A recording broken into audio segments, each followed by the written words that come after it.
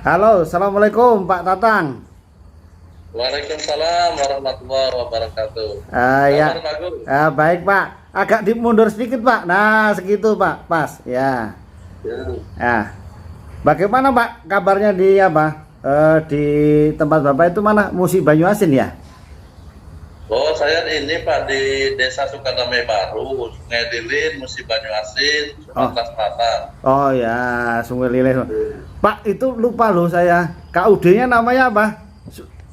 Sukamakmur. Ini KPKS Sukamakmur. KP. Jadi, Oh. KPKS itu Koperasi Produsen Kelapa Sawit. Oh, Koperasi KPKS Sukamakmur. Wah, dari namanya Betul. udah nampak Bapak udah makmur ini. Alhamdulillah. Bikin makmur, artinya anggotanya biar makmur bagus. Oh iya, betul Pak. Nama itu kan apa? Memberi doa gitu kan arti. Iya. Jadi gini Pak Tatang. Bapak kan termasuk ini kelompok KPKS Sukamakmur ini termasuk yang pertama kali melakukan program replanting PSR, betul kan Pak? Betul, bagus. Betul. Ya. Ya, kami ingin menggali loh Pak pengalaman-pengalaman koperasi Bapak ini di masyarakat bagaimana, apa nanti saya tanya-tanya lah itu supaya kita bisa berbagi kepada petani-petani lain yang mau melakukan replanting begitu. Jadi ngomong-ngomong Pak, itu KPKS Sukamakmur itu berapa luas dan berapa anggotanya? Oh ya, ini bagus ya. Jadi kami sebelum melaksanakan replanting itu kan konsolidasi dulu dengan para petani pemilik kebun itu kan. Iya. Itu jauh-jauh hari sudah kita persiapkan karena waktu pelaksanaan replanting ini kan kita pelaksanaan tumbang serempak. Oh, ya. tumbang serempak ya. Jadi kalau tumbang serempak itu nanti kalau tidak ada persiapan terutama pangan atau persiapan konsumsi lainnya, maka mungkin akan mengalami hambatan. Ya. Nah, bagus mereka sudah mempersiapkan diri jauh-jauh hari dan ketika pelaksanaan ya lancar ya. Kebetulan di KPKS Sukamakmur itu luas yang tertanam tepat waktu itu 794 hektar. Pak. 794 hektar. Dari total berapa itu Pak? Total kebun KPKS Sukamakmur tadi? Kalau totalnya itu 829 hektar. Oh, sedikit aja ya. Tapi ada beberapa petani yang belum siap ditumbang ya kan, kita tidak bisa maksa juga. Jadi mereka mungkin nunggu giliran berikutnya kayak gitu. Oh iya, Pak, itu kan dulu yang dengan Pak Bambang, Pak apa itu total berapa ribu itu ya? Itu koperasi yang lain itu? Oh iya, jadi bagus. Kami yang pertama di Indonesia itu kan ada 4 koperasi ya. Oh iya yang termasuk pelopor replanting di Indonesia. Di antaranya KPKS Sukamakmur ya. Iya. Terus KUD Mukti Jaya. KUD Mukti Jaya, ya. Ya. Iya. Terus Sumber Jaya Lestari. Sumber Jaya Lestari. Iya. Sama dan Agus. Namanya Agus terkenal Pak. Iya. Terus gimana? Iya. Pak Agus Ainur Rojikin. Iya. Itu ketua KUD-nya. Dan Sri Bakti Sentosa Pak Sumingsro. Itu yang sering tanya ke saya ya. Iya, jadi totalnya 4 koperasi itu 4.446 hektar. Oh, gampang ngapal kalian ya. 4446. Oh iya. Hafal bagus. 2 tahun ngurusin itu bagus. Oh iya. Iyalah. Tapi kan dari senyum Bapak itu kan nampak Pak. Itu ya apa namanya? Dulu Pak kan apa namanya? Waktu saya ke sana terus itu acaranya supaya mengingatkan lagi kapan itu Pak? Itu 2017 ingat saya itu.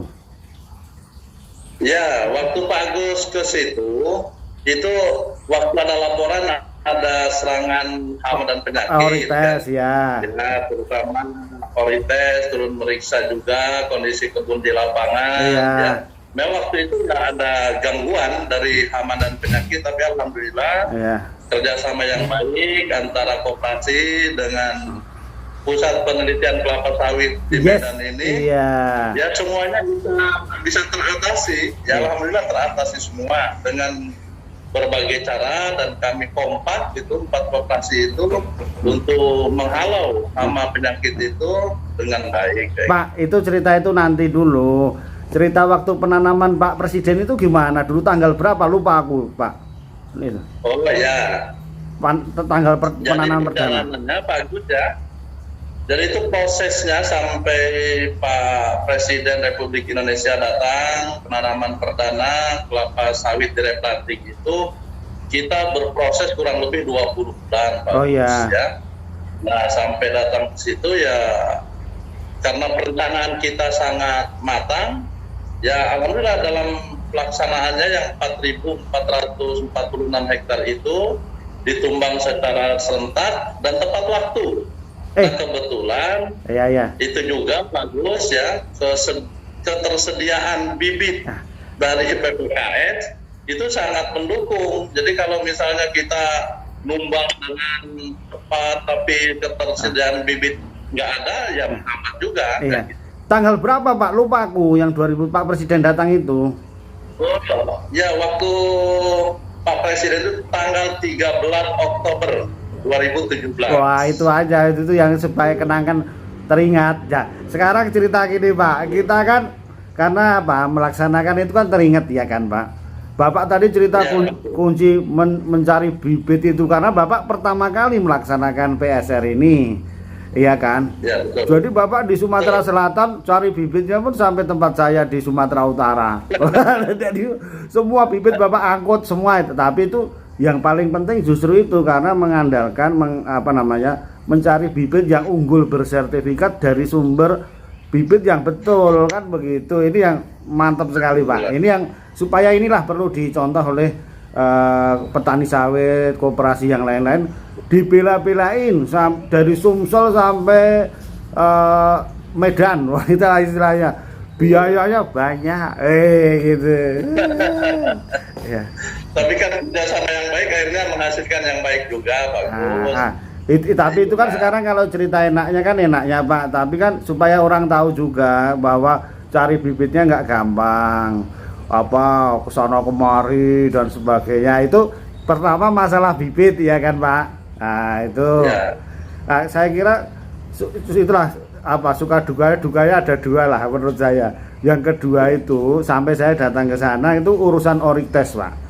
Pak Suningsro itu apa hampir tiap minggu tiap bulan WA saya, ini terkena apa, perlu dicabut enggak ya, tapi ya saya senang Pak ya sebagai dokter sawit untuk jawab itu.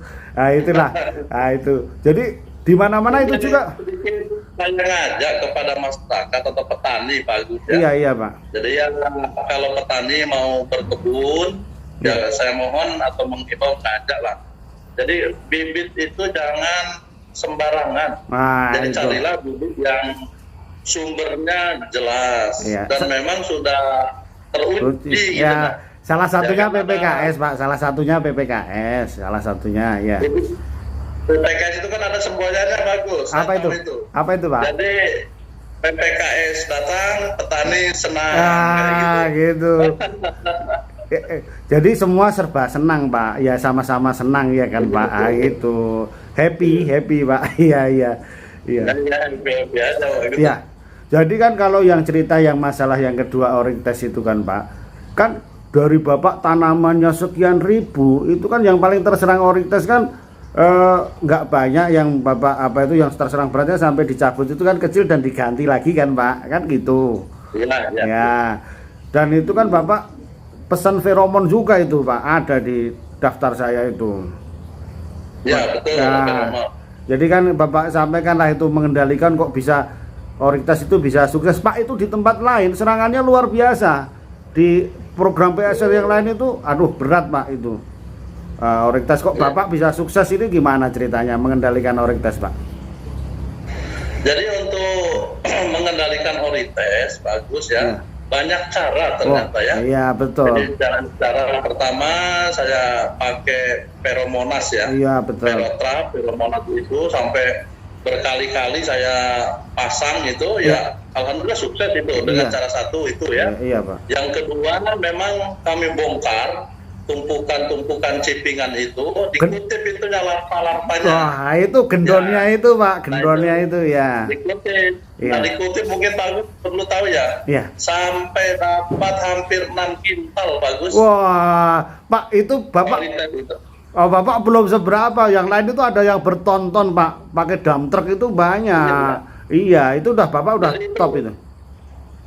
Jadi sebelum menyebar ya kita coba pungut dulu orites. Terus ada yang pakai jaring juga. Oh iya Pak, jaring. Terus sampai yang sudah masuk ke pohon saja, ya kita belah itu pohonnya, kita ambil juga Pak itu. Oh mantap. Jadi dengan cara-cara yang tradisional, cara-cara yang memang sistematis ya dengan racun sebagainya, ya alhamdulillah kompak kita bisa teratasi itu. Oh iya. Pak ini Bapak senyum-senyum terakhir ini kan, ini cerita ini kan ya harus lengkap Pak. Kondisi terakhir saat ini gimana? Apakah Bapak sudah panen atau gimana sekarang? Oh iya. Bagus, saya tepatnya itu tanam pertama itu tanggal 1 November 1 November 2018. Itu 17. 2017. Ah ya. Nah, jadi sekarang ini sampai bulan Mei kan kurang lebih 31 bulan ya. 30 bulan lah. Oh iya Pak, betul. Nah kemarin baru minggu kemarin Bagus. Oh iya. Itu sudah panen. Bapak. Rata-rata RBT-nya itu Bagus sudah di atas 4 kilo. Rata-rata berat tandan. Wah, mantap kali. Aduh. 4,4 lah itu ya. Ya. Pak. 4 kilo jadi per hektar itu dapat kurang lebih sekitar 400 kilogram per hektar Pak. Oh iya, Bapak kalau sukses nggak ngundang-undang aku lah. Nanti kita reunian Bagus. Reunian yang pernah dulu kita keliling-keliling di Medan sampai 2 hari 2 malam di atas mobil itu ya. Iya, ngecek bibit itu Bapak itu. Sampai ke Tapanuli Tengah, Tapanuli Selatan, sana keliling wah itu. Jadi sekarang Bapak kan sudah panen, itu loh Pak. Jadi banyak orang yang nggak menyangka Pak, 30 bulan itu memang sudah panen. Ini prestasi yang sangat bagus di kelasnya petani Pak. Nah, kalau perusahaan banyak itu Pak yang 30 bulan, 27 bulan itu banyak. Tapi Bapak top, ini serentak 4.000 hektar, satu perusahaan itu kan Pak. Jadi, wah ini selamat. Ini bagus. Iya Pak. Koperasi itu diibaratkan sebagai gadis desa yang cantik gitu nah. Ya Mas. Banyak sekali. Maksudnya Pak mau utang banyak gitu kan, diutangi gitu kan Pak. Jadi sekarang itu hampir tiap hari perusahaan-perusahaan besar itu ingin membeli buahnya. Kan memang kualitasnya juga bagus. Iya. Nah kita nggak apa-apa, yang penting kualitasnya bagus, perawatannya bagus, nggak ada masalah dengan mana saja. Pak ini kan Bapak sebagai petani yang itu kan saya sering ditanya ini loh Pak, ditanya para netizen itu kan gini, Pak saya petani, saya perlu yang berat saja, makanya saya yang abal-abal saja, itulah saya pening kepala Pak. Ini Bapak yang menjelaskan gitu, Bapak jauh-jauh cari bibit aja dari Sumsel ke Sumut.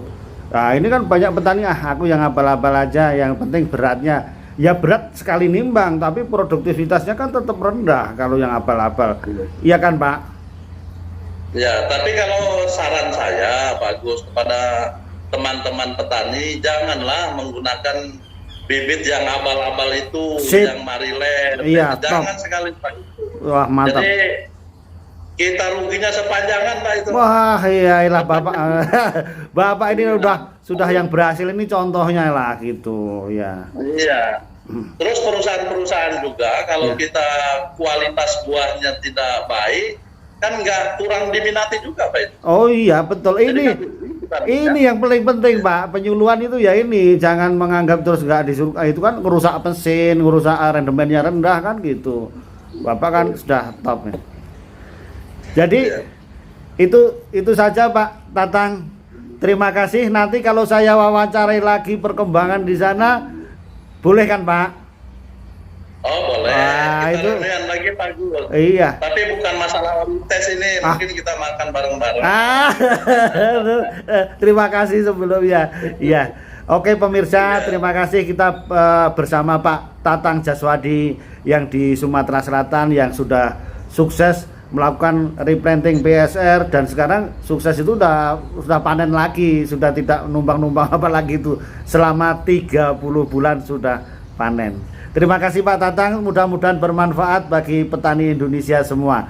Terima kasih. Assalamualaikum warahmatullahi wabarakatuh. Waalaikumsalam warahmatullahi wabarakatuh. Sip.